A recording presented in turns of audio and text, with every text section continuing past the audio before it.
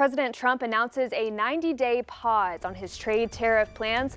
We'll have the latest details just ahead. In Arkansas, lawmakers are considering a bill to combat bullying. More on the proposal to add recording devices in locker rooms.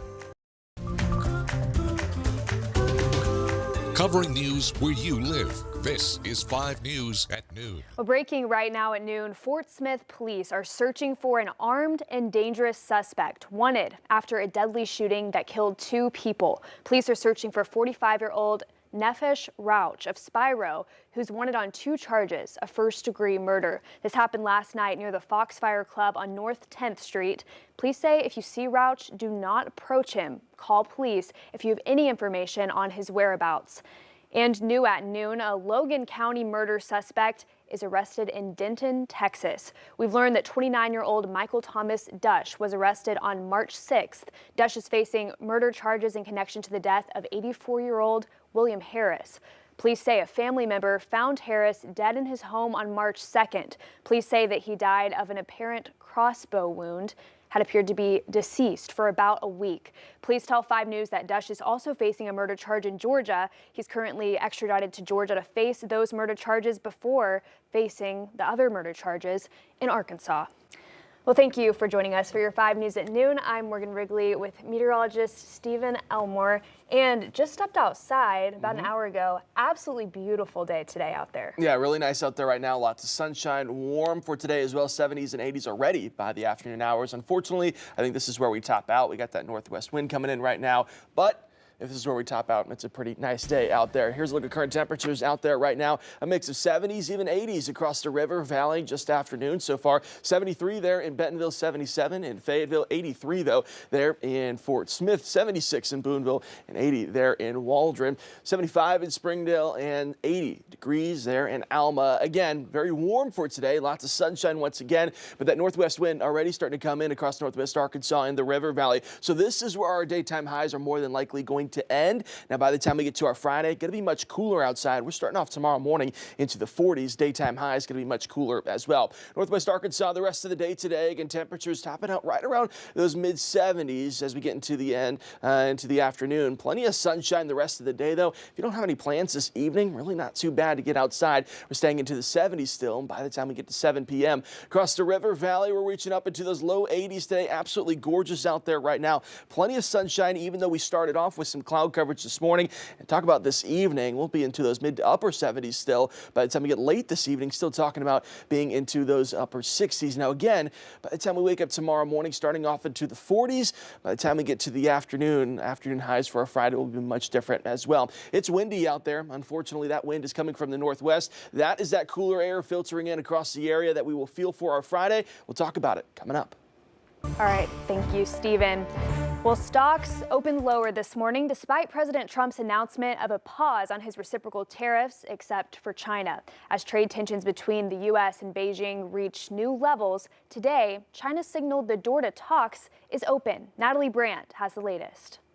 With a 90-day pause on reciprocal tariffs in effect, the Trump administration says it's already reviewing new trade offers from around 15 countries. We're setting up with the Chief of Staff's office a very orderly process to prioritize countries and to make sure that the countries that are most important for getting this to the finish line are the countries that we bring in first. China is not part of the pause, and the administration is ratcheting up pressure for Beijing to negotiate, pushing tariffs on Chinese goods up to 125%. In a statement today, China's Commerce Ministry said the door to talks is open, but dialogue must be conducted on an equal basis with mutual respect. I think President Xi is a very smart guy, and I think we'll end up making a very good deal for both. The high tariff means a $100 product from China could now cost $225. Kinderhouse Toys in Northern Virginia is starting to consider the impact. Everett Pyatt opened the shop with his wife more than 40 years ago. He says about 80% of his toys are from China, and this could change how he stocks up the store. Usually what happens is that the average sale goes down a little bit. People start looking for less expensive items, and so we tend to stock up more on middle range items because that's where the clientele is interested. Pyatt is closely watching what happens next and hopeful a deal can be reached soon. Natalie Brand, CBS News, Washington. The European Commission president said Thursday the EU will pause its plan to impose retaliatory tariffs on U.S. imports, matching the president's 90-day pause.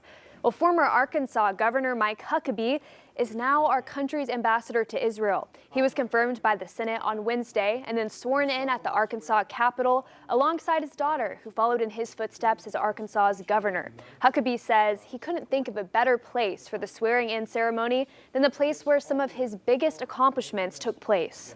Rather than have my swearing in Washington, a city that means really not very much to me, the place I get out of as quickly as I can and go as seldom as I can, I wanted to do it here in Arkansas, here in Little Rock, and specifically here in this state capitol, because I knew that the governor would give me a rent-free opportunity.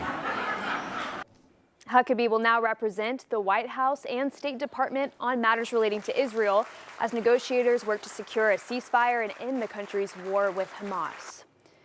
Well, new questions are being raised in Van Buren after a man was found dead over the weekend. Police say it started as a welfare check Sunday morning. Officers were called to South 40th Street and Kingsbury Drive, where they found 34-year-old Michael O'Malley dead from a stab wound to the chest. But now a witness claims he saw the fight unfold a whole day earlier. Robert Snyder says he tried to separate the men but backed off when one of them pulled a knife and slashed a tire. He says he then called 911 early Saturday morning. Snyder claims dispatchers and officers initially told him they couldn't find anyone at the scene. Based off his conversations with the family, Snyder says he believes critical time was lost, time that could have saved a life. Family members said that the autopsy examiner or the medical examiner determined that he was alive after he had been stabbed twice, once in the neck and once in the heart. According to the probable cause affidavit, investigators believe Anthony Tabor, 19 years old right there on your screen, stabbed O'Malley during the altercation, then fled the scene in a stolen vehicle. Days later, police found a knife matching witness descriptions in a creek behind Tabor's apartment. Police confirm that this does remain an active investigation. And Snyder tells us the FBI was brought in to review the handling of Snyder's initial 911 call.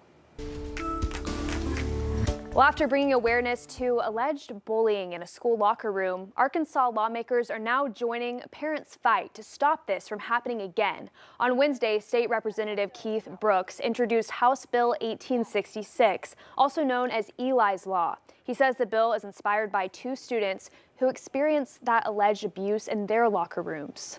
The basics of the bill are that it's a requirement to include an audio recording device in locker rooms in schools in the state of Arkansas. Representative Keith Brooks took it on to help us get it through a bill named after Eli for standing up for the kids involved, and hopefully it will stop any more abuse that's happening. Under the bill, schools are required to post signs notifying people about the audio recording devices. Recording must be kept for at least 90 days, and schools must also provide at least 10 days notice before destroying any recordings. Only parents, guardians, and administrators can request access to those recordings. Now, some lawmakers question the bill's funding plan, but Brooks says it will be paid for by the school public safety fund. And staying at the state capitol, Arkansas lawmakers held off the vote Wednesday on a plan to fund a new prison near Charleston's. That appropriation bill has failed 5 times and fell 6 votes short of the 27 needed to clear the Senate. The legislative session is set to wrap up next Wednesday. Well, now we're hearing from the Franklin County judge, who says nobody from Little Rock has reached out to him about plans for that new proposed prison. Judge Ricky Bowman says he thinks the project will be too expensive for taxpayers. I just hope some of these senators wake up and protect their constituents, protect our state. He said other than the few times when the plans were first announced, he has not been in contact with anyone from the governor's office. Meanwhile, Senator Joshua Bryant from Benton County has introduced a separate bill that proposes a major investment in the state's prison system, potentially directing $420 million toward the construction of a new state prison somewhere in the state. His bill would take money from the State Securities Reserve Fund to use on correctional facilities in 2025 and 2026. Well, today we are learning more about Martin Mahan after he was named the new superintendent for Fort Smith Public Schools. Mahan has worked in the district for 31 years, starting his career as a substitute teacher. He later became the principal at Kimmons Junior High and Northside High School before eventually becoming the deputy superintendent. Mahan says high educational standards, campus safety, student mental health remain his top priorities, and he says he wants to build on the success of his predecessors. Consistent that we are expecting the best grade level instruction and expecting the best from our students, and then also preparing our staff. The other thing is just to continue to be innovative and look at new ways, new approaches to engage learning. As we see things change in our world, we need to be adaptive to those new approaches. After contract negotiations, Mahan will assume that role in July. Well, we are